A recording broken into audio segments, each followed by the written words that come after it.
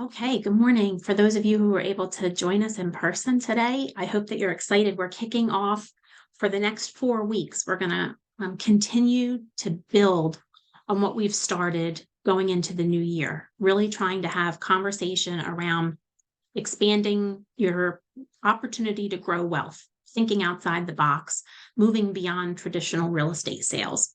We talked about several different platforms in the month of January, many of them rooted within EXP for those of you with the EXP Realty brokerage. Now, what we're really going to talk about, and I'm super excited for who we have coming ahead over the next several weeks from within our network that are going to share with you. We're going to talk about investors and real estate, how you can become that expert agent for an investor client, or how you yourself can become an investor. So what we're going to concentrate on today is not like the sexy stuff. That's going to come in the next 3 weeks, I promise you. But what really today is about is that if this is something pretty new to you, or something that's maybe even a little bit intimidating to you, we're going to cover some terms, some concepts, a little bit of math, and I'm going to introduce you to a few tools. They're free. There's a ton of tools out there. So the ones that you'll see today are not the only ones available to you.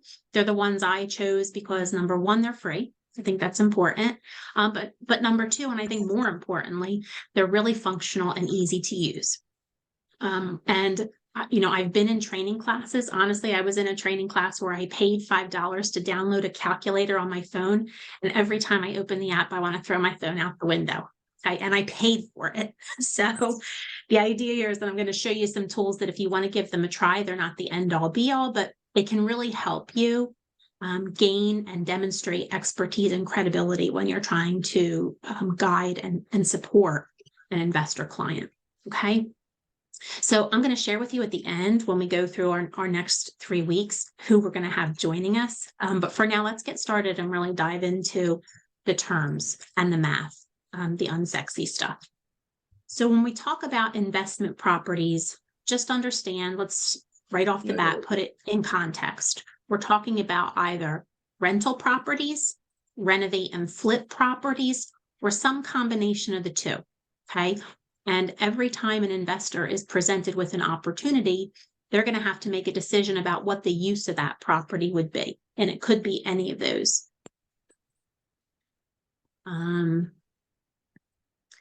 Okay, so let's get our mindset in the right place.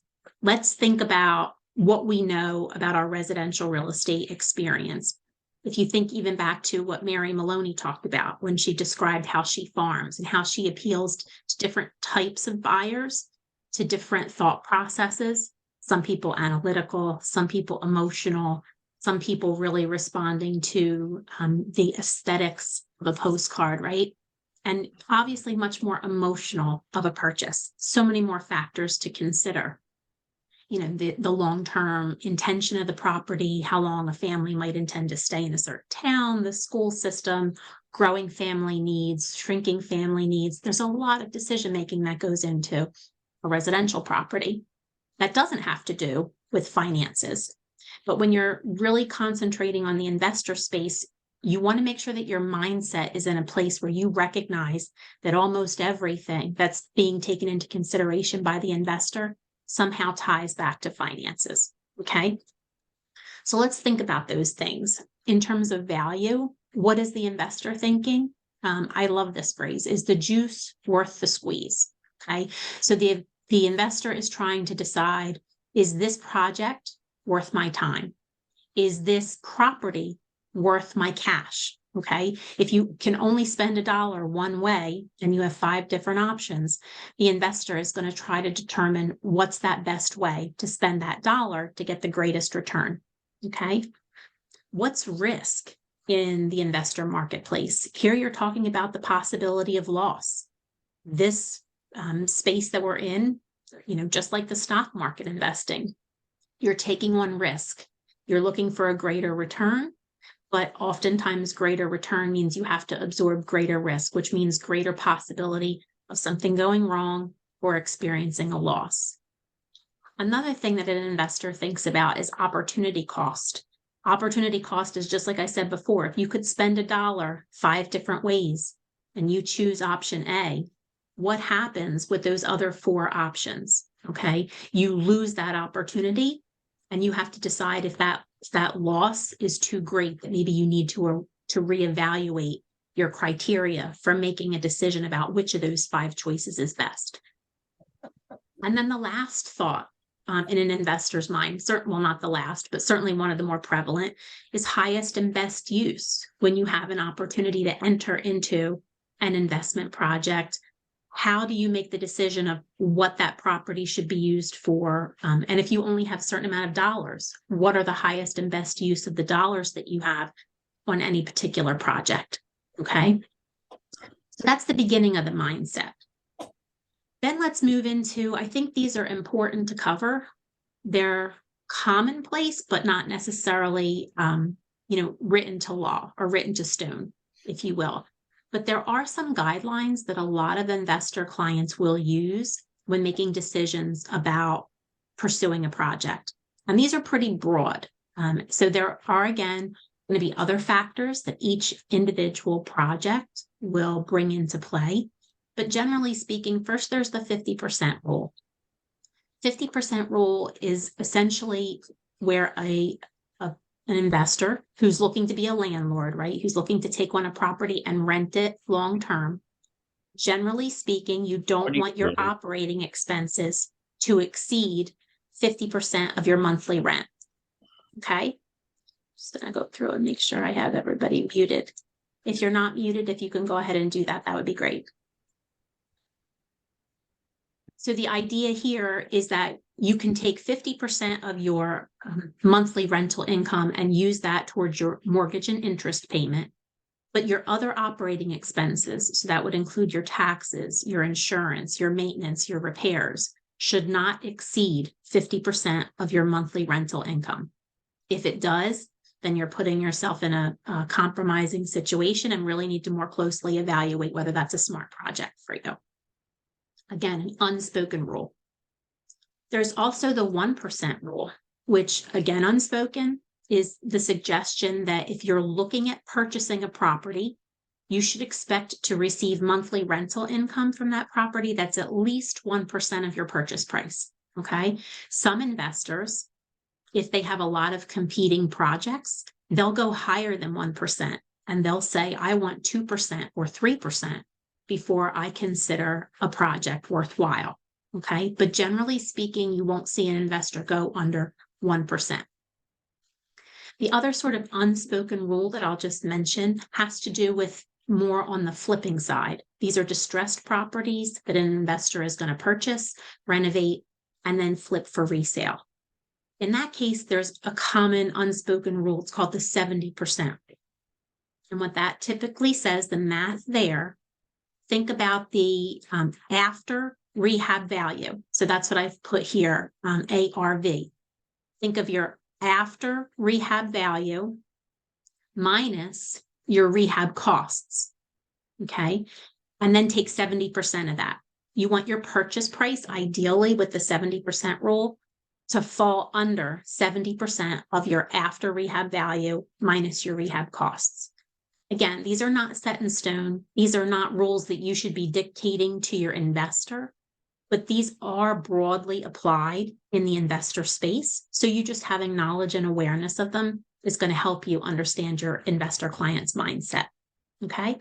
Any questions on those so far? Okay. All right, great. Now where we're going to spend our time for the... I'm sorry, yes. I just have a quick question. So if I were to buy, like just pretending I wanted to buy a condo, the condo was $250,000. The rent in that area has to, or should be at least $2,500 or better to make it like worthwhile. Is that what you're saying? Under the 1% rule, yes, exactly. Okay. Exactly. So typically a $250,000 house should, broadly speaking, get you a 1% or $2,500 monthly rent. Now that's a broad number. So if you get very granular in certain geographic areas, that number could go down or could go up. The idea here is that if like you for yourself as an investor, if you're looking at other properties in the same town and those other properties are achieving 1% or better, and the property that you're looking at is not, then that should be a red flag. Okay. If the property that you're looking at is relatively consistent with the other properties in that same geographic area, then it might explain why it's less than 1% or potentially more than 1%. But if that one particular property is grossly different from what else is happening in the market, that's something where either you or your client, there should be pause, and you should examine that and understand why before you proceed with the project. Gotcha. Thank you. Okay, sure. So now where we're going to really spend our time is working to understand 3 different models, math models that are going to help you maneuver with an investor client. And these are very common formulas. So it's not going to be something that's unknown to your investor client, particularly if the investor has been in this space for some time, if they have any experience or familiarity with real estate. I'm going to mention the first one. It's called the cash flow return on investment, but I'm not really going to spend a whole lot of time here, mainly because the other 2 models that we're going to talk about are, I think, so much more robust. This is the cash flow return on investment. It's also called the cash on cash return.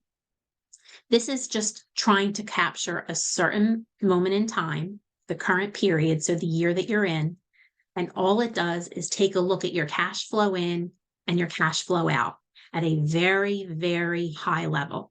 So you're not getting into the weeds about what your monthly rental income is or what your monthly expenses are to manage that property. Okay, so you're just talking very broad, very high level.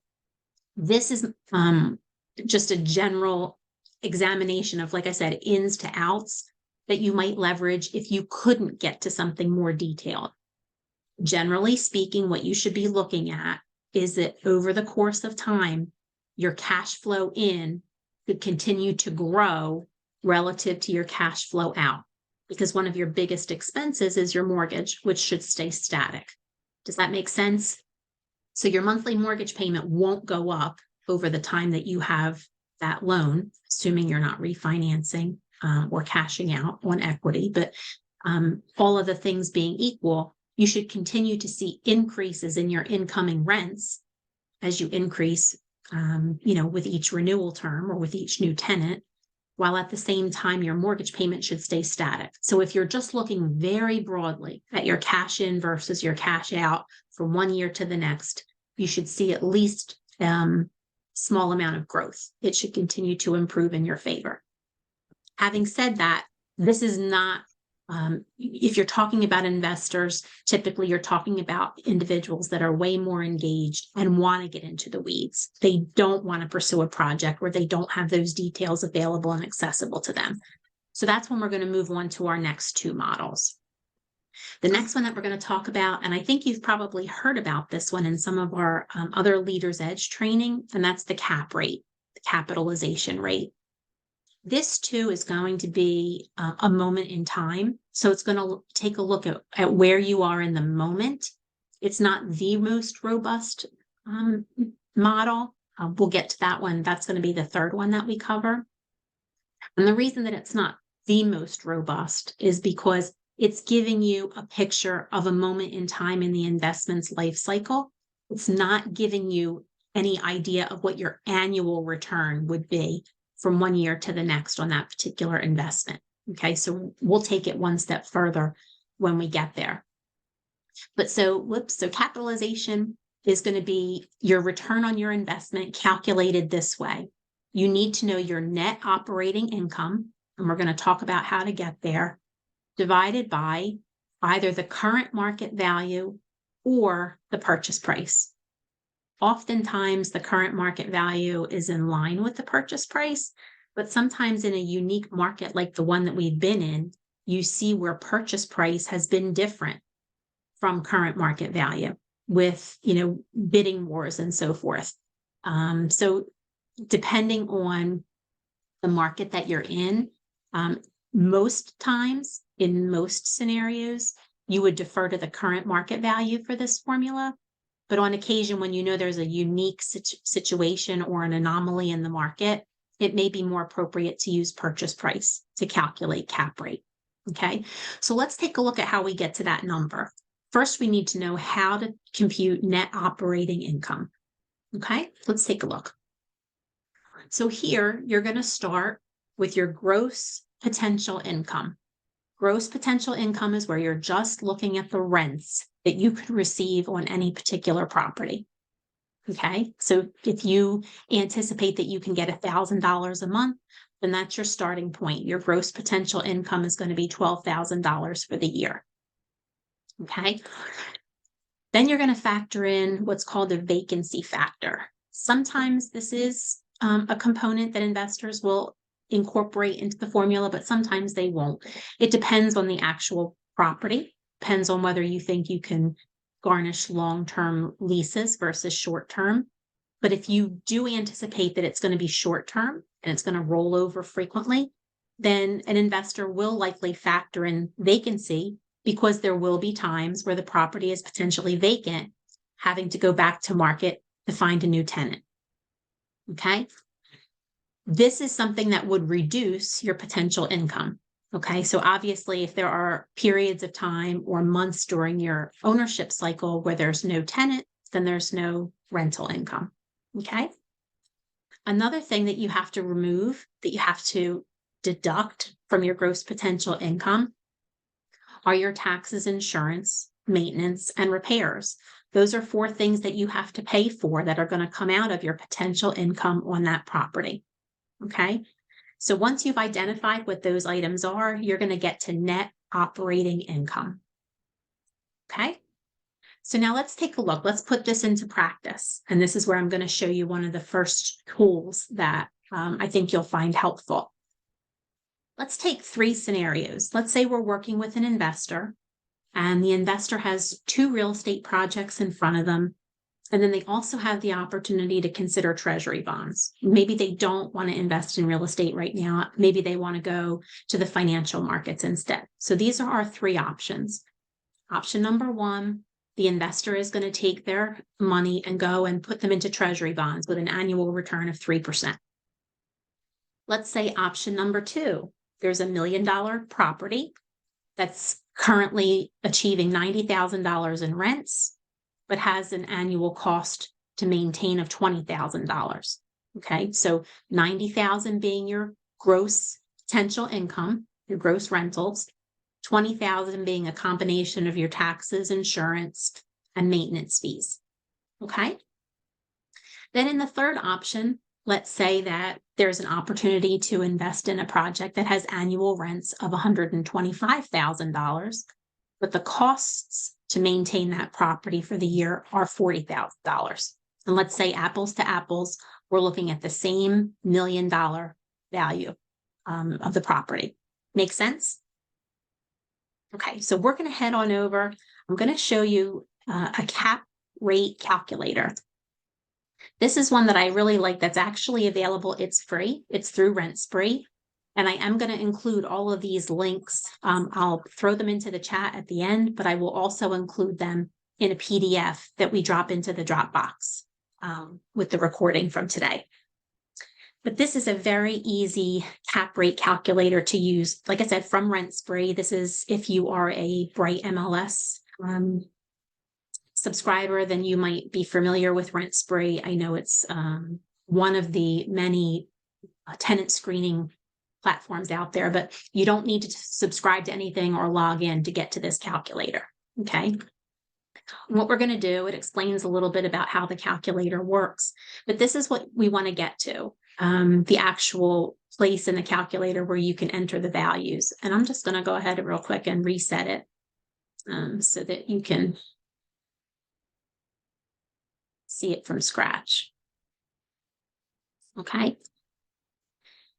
So let's look first. So we knew our first scenario, treasury bonds, okay, 3% return. So that's kind of what we're up against. How do these other projects compare to the 3% return?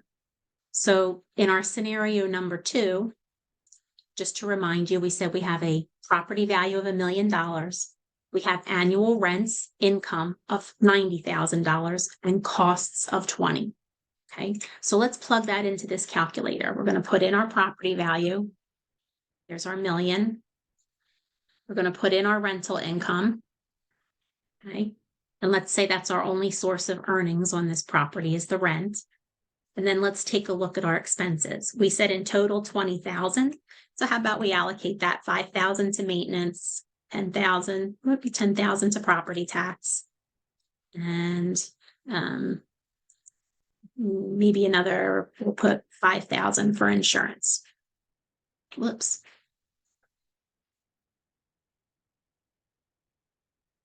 And the one thing I will tell you, and it is free, is that sometimes if you, like I just did, if I enter something wrong and go back and fix it, the tool doesn't like it. So it sees my 90, put in our maintenance. And then we said,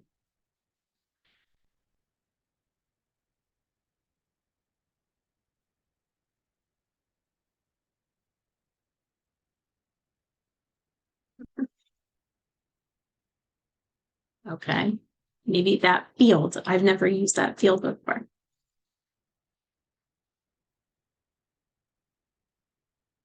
So it sees our 90. Okay, here's our 20,000.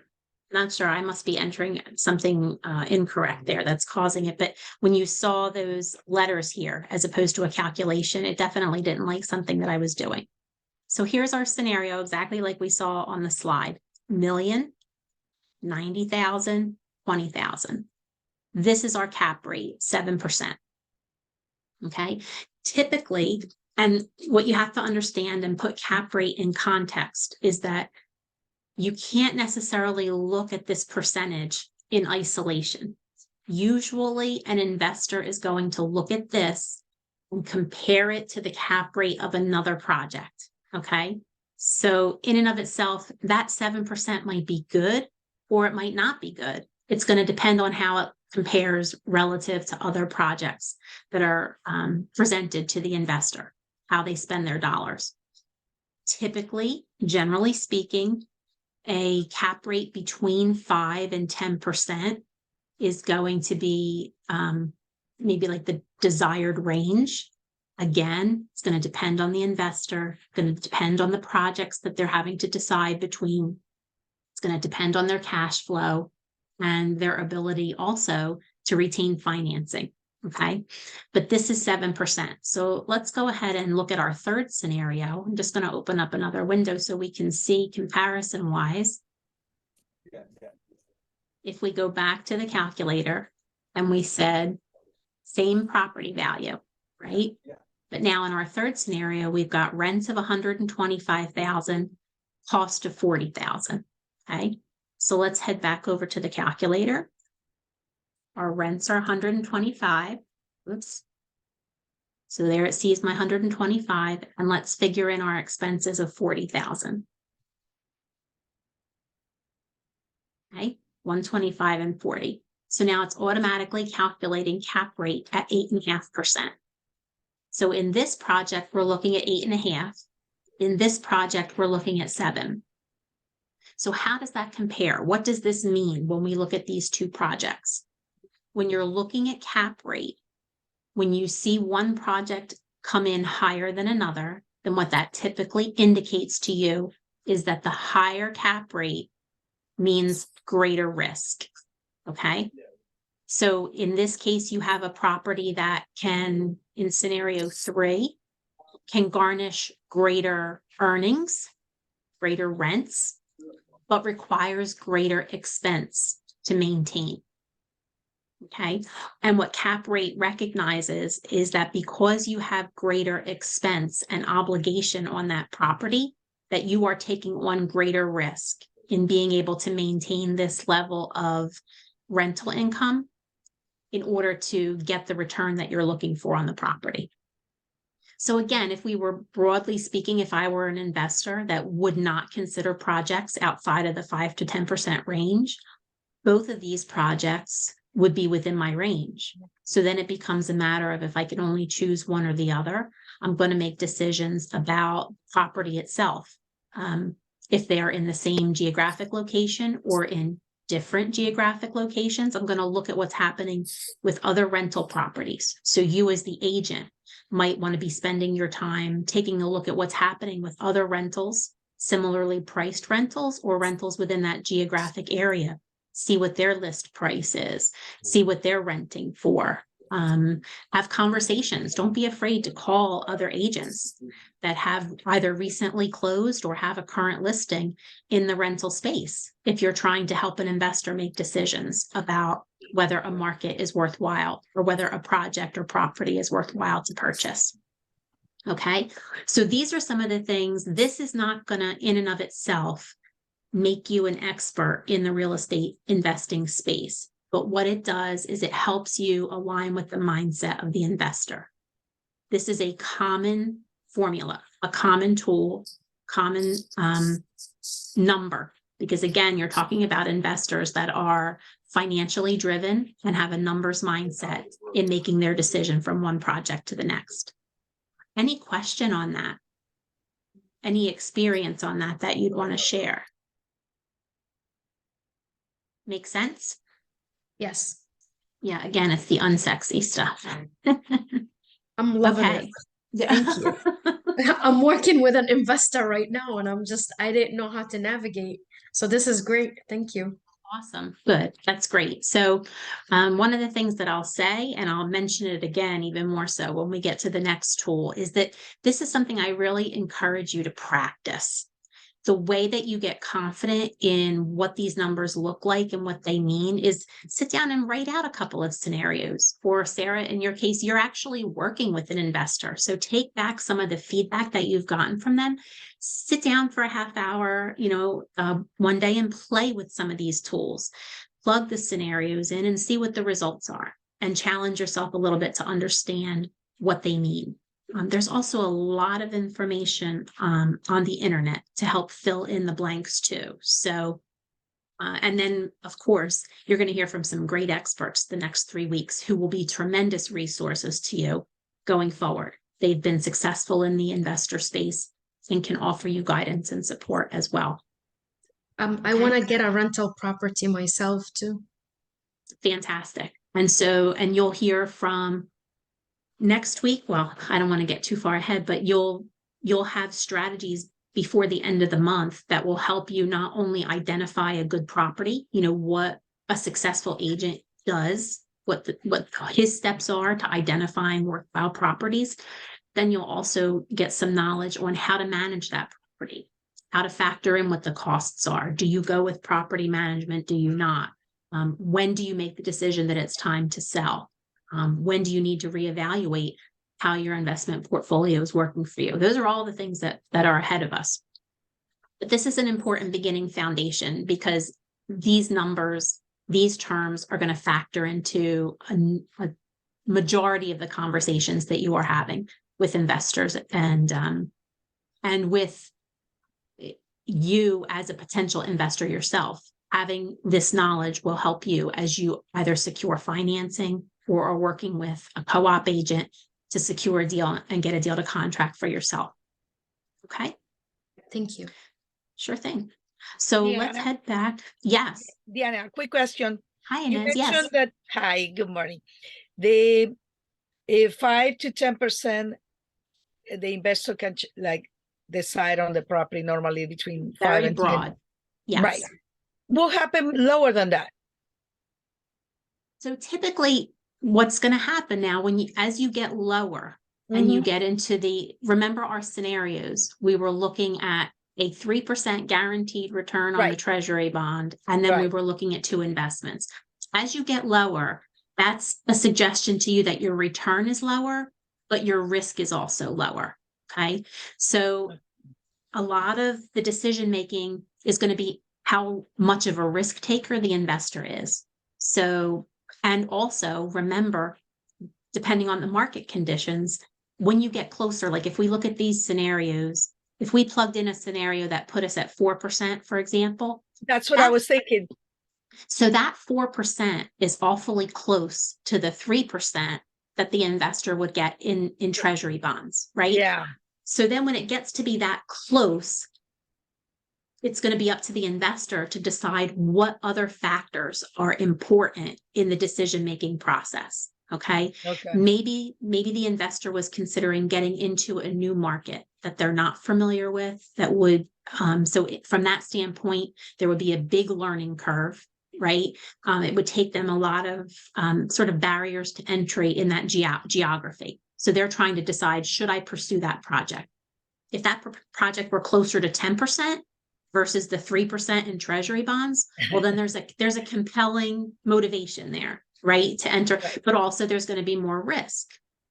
On the flip side of that, if it's only giving a return of 4%, is it worth the investor entering that space, or are they smarter to maybe go with the treasury bond with the 3% until a more lucrative, balanced opportunity comes along?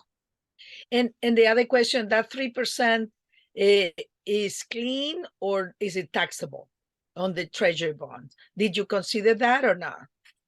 So in the scenarios that we're talking about today, that's a really terrific question. The scenarios that we're talking about today, I'm not even touching the tax implication, Okay. because there certainly could be, depending on whether you're looking at capital gains or straight income It gets tax rates. confusing to me. That part, it gets so confusing.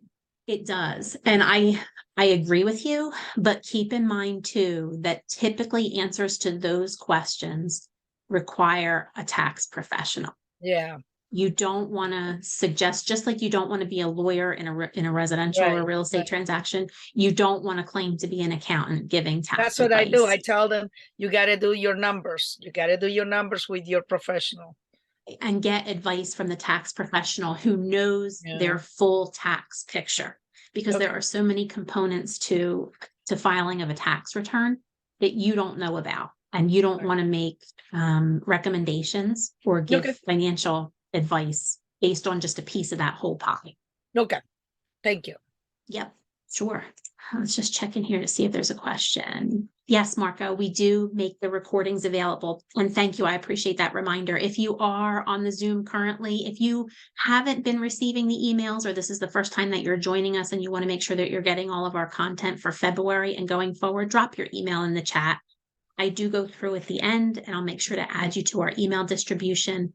And all of our recordings are made available both on YouTube and in a Dropbox.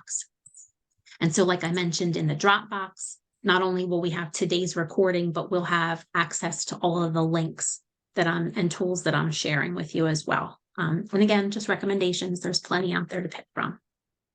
Okay. So that's kind of the idea of cap rate. Again, cap rate is a common term. It's a common formula. So if you are looking at working with investors, take the time to, play around with this, get comfortable with it, so you're not intimidated by those conversations. Okay. Then the other thing that we're going to talk about, which takes you further and deeper into an analysis, is the internal rate of return. So think about where we were, the first model, the cash on cash return. We're just talking about cash flow in, cash flow out, very high level, not a whole lot of detail, and not a whole lot of reliance or confidence in those numbers because it's so broad, so like high level. Then we talked about cap rate. Now we're understanding what our rents are, but we've started to do the due diligence on what the costs are, what the expenses are of managing that particular property. Now we're going to take it one step further and look at internal rate of return. Now we're going to talk about, if we invest in a project, and we can look at it whether there are repairs or aren't repairs, but if we invest in a project and hold it long term for purposes of securing rents and making money, how will that look long term?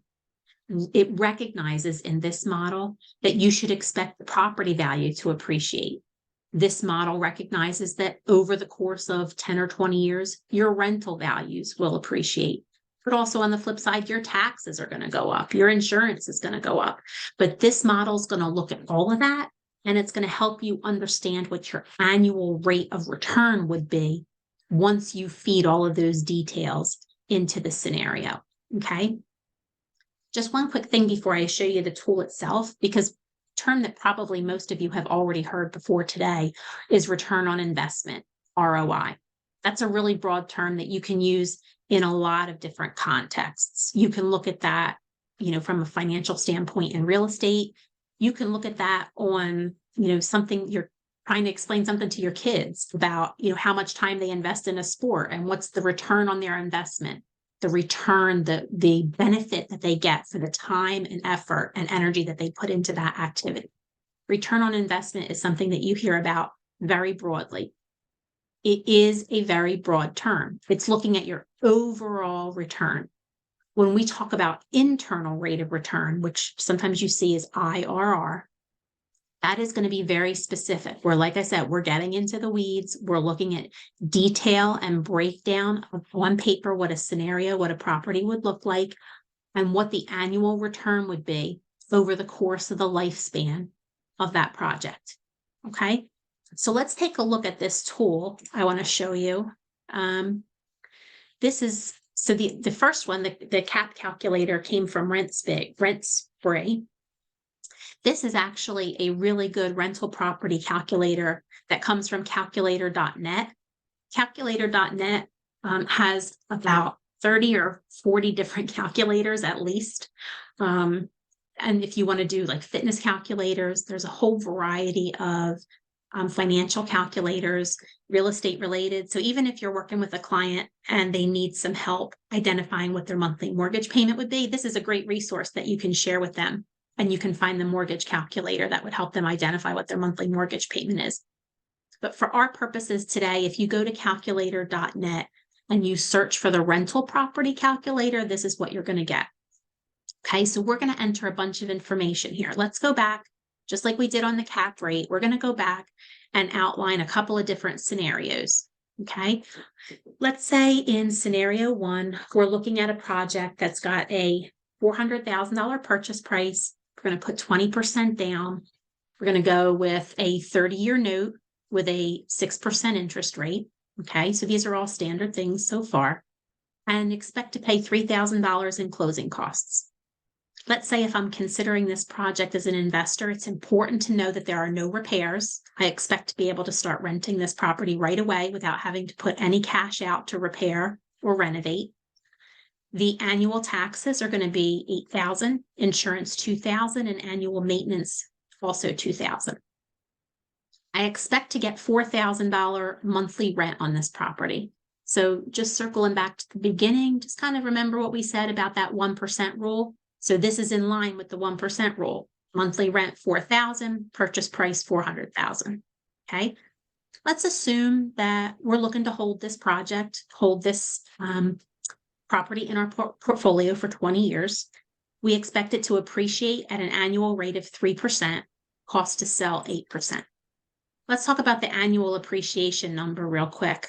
You'll see when we get to the calculator itself that there are a number of percentages that are pre-filled. You have the ability to change them, but a lot of them pre-fill to 3% based on what's happening in the market right now. If you look at the housing price index over the last 20 years in an effort to sort of project what it might look like over the next 20 years, there have been pockets there where the index went up every year 5%, but there have been pockets where it went down every year 5%. There have also been a couple of pockets during COVID where it jumped more than 10%. So 3% is going to be, for our purpose, looking long-term. It's going to be conservative, but it's going to be practical. Okay. Again, depending on where we are in the current market, when you use the calculator, you can default to what's there, because what's there is going to be based on what's happening with those indexes, or you can take a look at some other factors. If you think that you're in an area that, when you drill down, specifically does better than 3%, then you'll change it in the model. Okay, let's look at a second scenario. So again, our idea here is we want to compare which project might make more sense. So scenario 2, we're looking at a property that it's got $300,000 purchase price. We're still going to put 20% down, still going with a 30-year note at 6% interest, also have $3,000 closing costs. Now, in this project, let's say we're going to look at repairs of $50,000. And then once we make those repairs, we're looking at an improved value of $400,000. So after investing the additional 50, we expect that the resulting value, the after rehab value, will be the same as our scenario 1 property. Okay. Let's assume that taxes, insurance, and maintenance are the same. Let's also assume in this scenario that we're going to get a little bit better in rent. Maybe we're renovating bathrooms or kitchen, which tend to garnish, higher rental return, right? Attractive areas in the home. So let's say we're going to get $4,250. So now better than the 1% on the 1% rule. Still looking to hold it 20 years, going to assume the same 3% appreciation, and that we're ready to sell it. It's going to be 8% cost to us. Okay. So let's head on over to that calculator.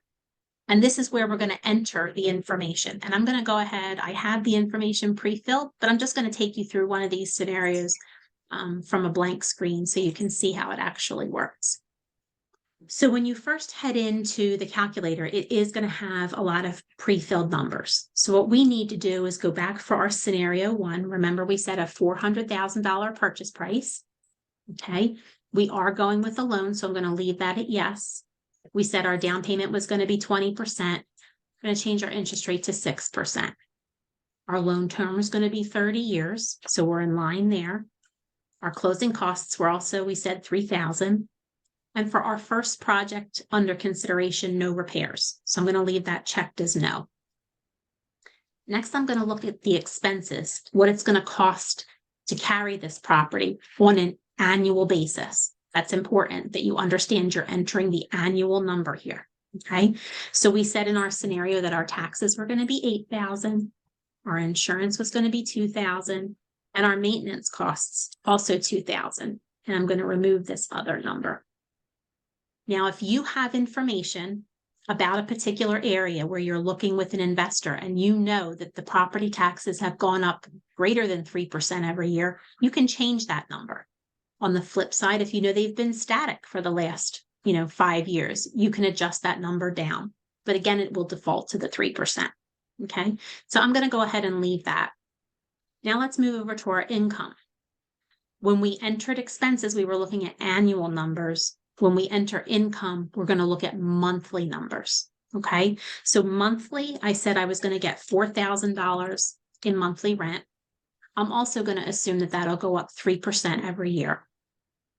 I'm going to go ahead and leave a vacancy rate of 5%, assuming that over the course of the 20 years that I want to hold this property, that it's got the potential to be vacant 5% of the time. Okay, so it will factor that in. It will recognize that I'm not going to get $4,000 a month times 12 months times 20 years. It'll recognize that at some points over that 20 years, it will be vacant. Okay, you can adjust that number up or down. And then finally, we want to give a little bit of information about the selling of the property. We don't know what we're going to sell it for in 20 years, but let's assume we're going to go with a 3% annual appreciation. Like I said, 20-year hold, and then it's going to cost us 8% in realtor commissions, transfer taxes, and so forth when we're ready to sell. And then you simply hit the calculate button. This is going to give us a bunch of information about this property. Okay. What I'm going to do is I'm going to take this and I'm going to look at it compared to another property, right? So just like cap rate, looking at these numbers in and of themselves might not give you what you need to make an informed decision on whether to pursue a project. It's realizing that the investor has to make a choice and that these numbers will help him or her frame that choice in a context that makes sense to them, how to best spend their dollar or how to best leverage their financing opportunities. Okay. So if we head back, if I take a look, I had the other one prepared too. So here was our first scenario where we purchased the property for $400,000. And here's our second scenario where we purchased the property for $300,000, made the repairs for $50,000. So let's take a look. I put these side by side so that you can see from scenario 1 to scenario 2. So now take a look at some of the things that, again, from an investor standpoint, you're going to go back and forth and compare between these two opportunities. The return is higher. You're going from just shy of 21% to almost 23% on the second scenario. When you look at IRR, the higher number is going to mean higher return. Cap rate, remember what's the driving force in cap rate. When cap rate is higher, it typically first indicates higher risk, okay? Followed by higher return. But in this case with IRR, we're looking at rate of return. So it's improved on the second scenario. Take a look also at the total profit when sold. Okay. And now remember what our scenarios were in logical terms. We had one property that we were buying 400,000. We had another property that we were buying at 300. And because we were ready to renovate it, we were going to see immediately after renovation an improvement in the value. Okay. So you would expect your profit is going to be greater in scenario 2 because of number 1, that improvement that you made. And number 2, because as a result of that improvement, we said we were going to do better in the rental area. Okay. We were going to get better rents than what the first scenario might garnish. Okay. You Diana, also, yes. Mhm. if you are the investor, you would go with scenario 2, correct? If I were the investor making a decision about which property to purchase, in this case, I would go with scenario 2. Yes. Thank you. Mhm. Again, this is not going to be the end all be all. It's just important to recognize that, you're used to dealing with the financial component of a transaction with a traditional buyer or seller. But you just have to realize that the financial component of an investor's conversation is way ramped up. So this is going to be a way bigger piece of the pie, where maybe for a residential client, financial is only a third or half of the factor, half of the consideration. Now it's probably going to be, 60, 70, 80% of the consideration. Okay. And other factors might be what's happening in that particular market, what's going on with rentals in general. Are rentals in demand or not in demand? Is it difficult getting contractors right now? Recognizing, last year or 18 months ago, we saw the cost of supplies go through the roof because of supply shortages. So there are factors that are not going to be perfectly considered in these models, and they're going to have to be layered on in the conversation. Okay. But just looking numbers to numbers, scenario 2 is more attractive, certainly. You can take a look here. It'll also show you the cash on cash return. Okay. Now, the reason that the cash on cash return is going to look more attractive in scenario 1 is because, remember, in scenario 2, we're putting out cash up front to make those renovations, to make those repairs. Okay. So again, cash on cash is not something that I would put a whole lot of salt into, because there are so many more things in play. You do get cap rate here. Okay, so this is something to recognize. You have capitalization rate here. Scenario 1 is in our 5 to 10% range. Scenario 2, we've now gone outside of that 5 to 10% range. So if you have an investor who's like, nope, I've got a hard stop at 10%. I won't even consider a project over 10%. Then back to your comment, Sarah, that's probably going to take scenario 2 off the table. But if you're looking at it in consideration with all the other factors, why is it 12%? Because again, you are looking at investing dollars up front into the project with the expectation of improving the value, with the expectation of securing a higher rental value. Okay. So there are a lot of things that have to go right in order for that investment to get the return that you're looking for. So as a result, that means more risk. And as a result, that's going to drive up your cap rate. Okay. Right. So there's really no right or wrong answer, though, depending on the investor. Like, I don't know, I'm a little bit more, what's the word? I guess conservative and cautious. I would probably go for scenario 1. Scenario 1. If you're just looking at the IRR, the Right. internal rate of return, scenario 2 is more beneficial. Okay. Because you're looking at closer to 23%. But Right. you're exactly right, Rochelle. It's not just one factor. It's going to be a lot of considerations in a lot of different directions. But having this information is going to be extremely valuable to an investor. Right. Because The kind of other what you were thing- saying, as far as like Yeah. cost to renovate, getting the people to actually, renovate, because then there's carrying costs too, right? Like if you're, at least the first one, it's right out of the gate. Whereas the second one, you have to take into consideration the renovations. I don't know. It's, you're, again, what we're trying to do here is put numbers to the decision-making process to help the investor feel as intelligent in that decision as possible, right? To feel as guided and as informed as possible. So these are tools that are going to help them, but you're absolutely right. This is going to have everything to do with your individual investor. You will have investors that are drawn to greater risk because they want to go for the higher return. And you will, if this is your first project, you as a real estate agent wanting to invest in your first project, you're very likely going to go with something, unless, you're a cliff jumper. You probably are going to go with something that's got, a very low cap rate. And you'll sacrifice and get a lower internal rate of return because you just want to dip your toe in the water. You want to build your confidence in this space. Okay. So yes, there are absolutely other factors in play. The other thing that I want to just show you that you're not going to see from the slide, if I can take you back to the actual calculator, is you're going to get a whole bunch more information than just the numbers that I shared up front. You're going to get a full report that, remember what I said, IRR is going to show you year, what the return would look like on this particular property. Okay.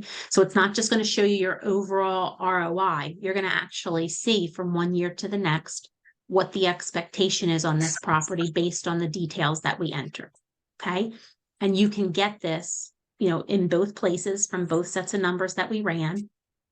And then what you can do, what I really like about this, never mind the ease of the calculation, right? Because if we tried to sit and do this on paper, you would have seen smoke coming out of my ears. But so the calculator did it for us. And then I simply have to hit the print button, and it's going to give me a really nice report that I could either print in color or save as a PDF and send to the investor to review.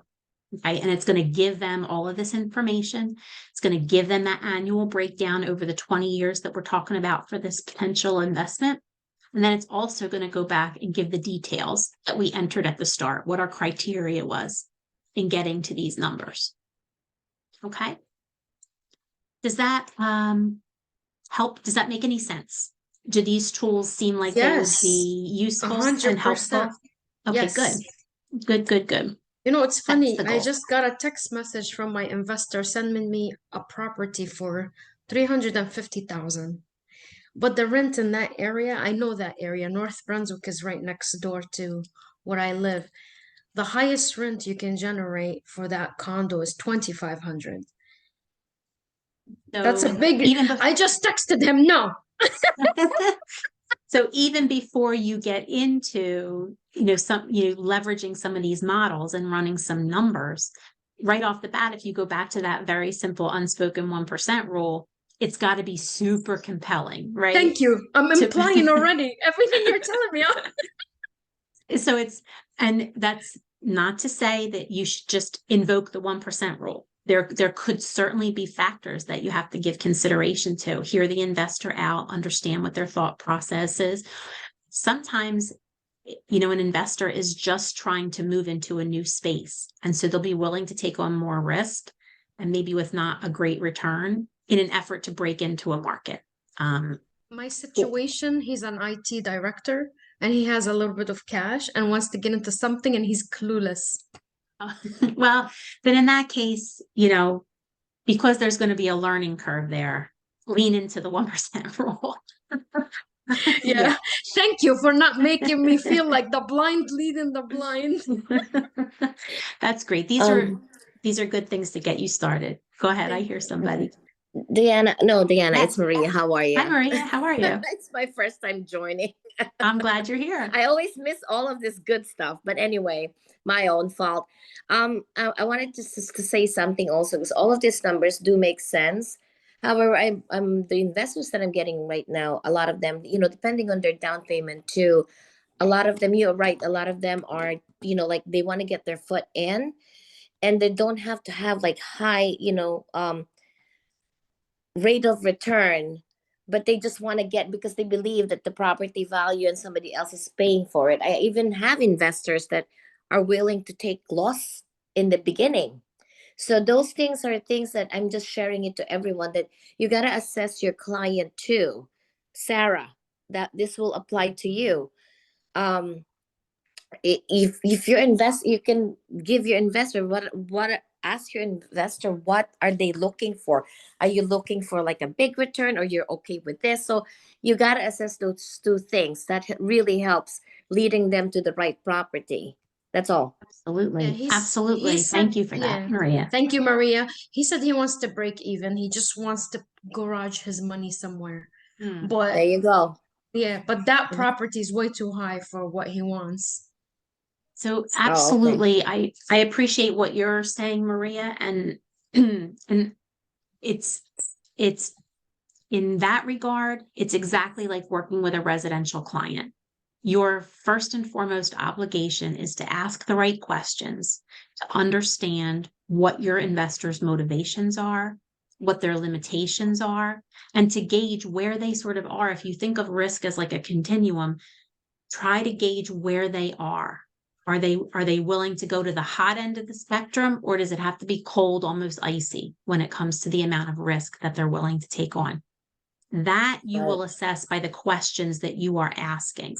These models, this math will not answer in and of itself what the right project is. This math will help you have the intelligent conversation as one of many tools that you'll need True. in your tool belt with investors.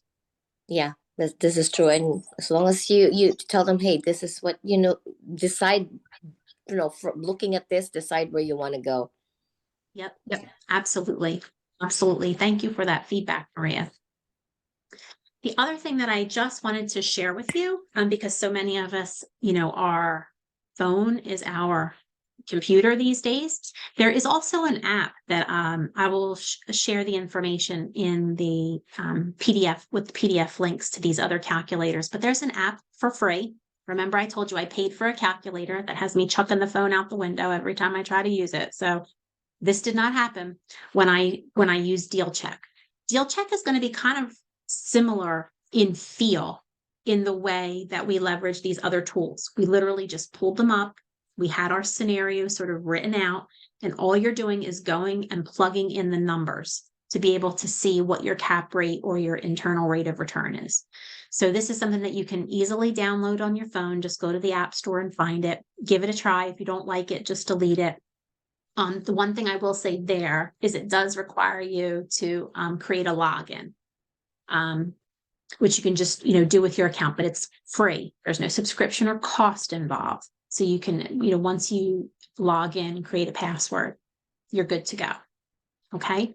But again, these are just tools that, when you're talking about working in the residential space, that you need to have tools available to you. You need to understand what's happening in the market. And if you need to be an expert on short sales, or if you need to be an expert on negotiating and helping a client determine when they should not be offering up inspection waivers or appraisal gap guarantees. And you're going to need that expertise in the investor space, and having these resources to help frame the math of a potential transaction will give you credibility and will take that sort of off your plate, that you can really concentrate on, adding value in all of the other components, because the math, you just plug it and play. Does that make sense? The goal here is to sort of make that be an easy conversation to have. And then you build from there, just like we just talked about, understanding the motivations, asking good questions, and listening for what your investors' motivations are. Okay. Any questions on any of that? Any of those points, anything that we talked about? There is a question in the chat, Diana. Oh, thank you, Inez. I'm not so good at that. This tool is free.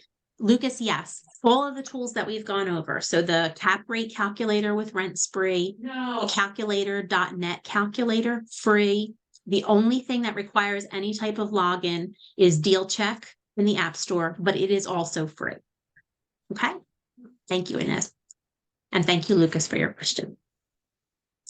Okay, great. So, after we do some math and worked our muscles on these calculators, I think we're good for today. So now the goal is go and try a couple of these. If you are working with an investor like Sarah is, or even imagine for yourself, think of yourself as an investor. If I had 3 different opportunities to make an investment, what would they look like if I plugged them into one of these calculator models? And then see your results and talk through how you might present those to your investor in a way that helps them feel more informed so they can make a good decision. Excuse me. Diana, Alright, do good. you have to get an LLC to become a landlord? That's a good question. I'm not an attorney. Okay. So I'm going to tell you for me Yes, personally. Sarah.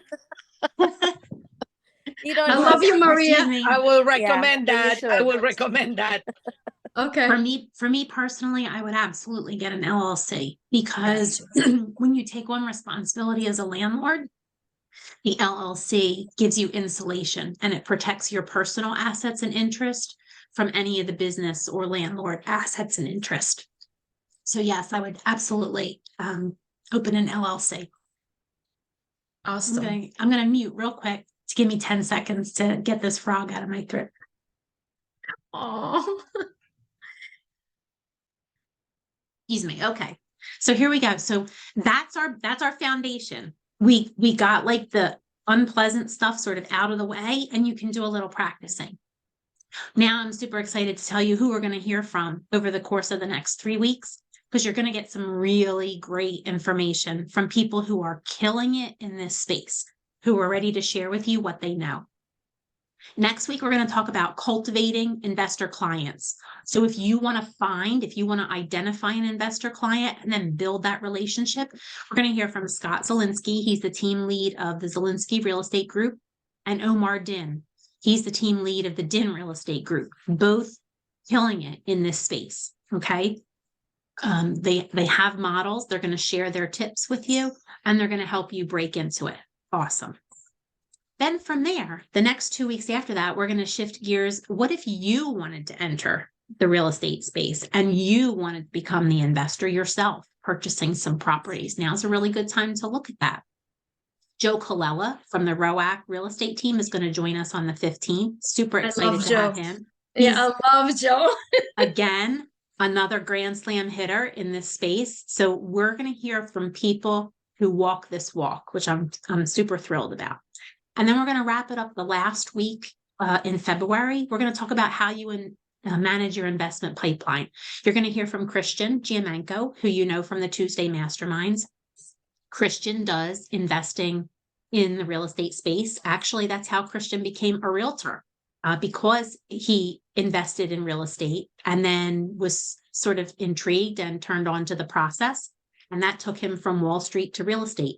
So you're going to learn from him what are some of the best practices for how to manage your portfolio, how to manage your pipeline, when to sell, when to make adjustments, how to handle property management. So again, you're going to hear from some people who are walking this walk, who can give you some great guidance and suggestions and strategy for the investor space. Okay. All right. Let me just check one more time for the chat. Michelle, awesome, Michelle. So stay tuned. Every other Wednesday in February, make sure you are here. We do record them so you can go back and watch.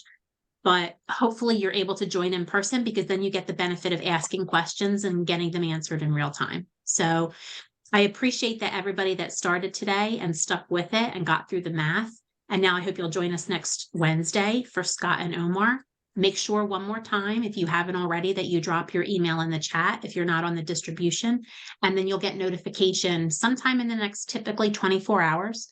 You'll get notification that we've gone ahead and posted this recording and all of these tools to the Dropbox and the YouTube channel. Okay. Thank you so much, everybody. This was great. Thank you so much, Diana. Thanks so much, Diana. Appreciate it. Thank you, everybody. Have a wonderful, wonderful day, and come ready next week for Scott and Omar. Get your questions ready. Thank you. Bye-bye. Have a great day. Bye. Bye-bye. Bye-bye.